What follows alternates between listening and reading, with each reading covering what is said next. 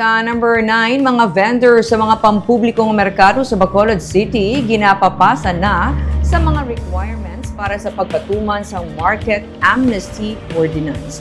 Nagapadayon ang pagbaton sa syudad sa Bacolod sa mga letter of intent kag affidavit of undertaking sa mga vendors sa mga pampubliko nga merkado. Iniagod mapatuman na ang pagkakas sa mga interest kag surcharges sa ilang mga rental fees nga wala pa nabayaran. Ginsiling ni Bacolod City Administrator Attorney Mark Steven Mayo nga nagasugod na ang pagbaton sa syudad sa mga application para sa mga tenants sa Burgos Market, Central Market kag Manukan Country. Samtang natalana pa ngay paidalom sa orientation ang mga tenants sa Libertad Market antes sila makasugod apply para sa amnesty.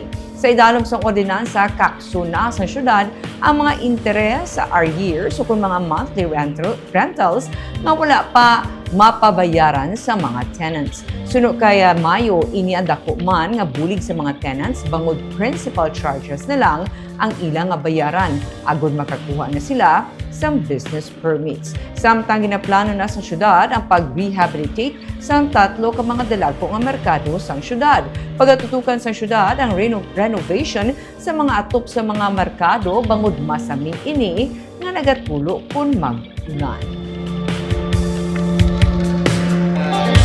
Just a week ago, my team ko gin-deploy for ocular inspection para naman mag-focus sa structural concerns. Kaya mo ning gina-emphasize gid ni Mayor Greg, duwa ka concerns ang luyag yatutukan sa market. Number 1 is the management. Number 2, ang structural.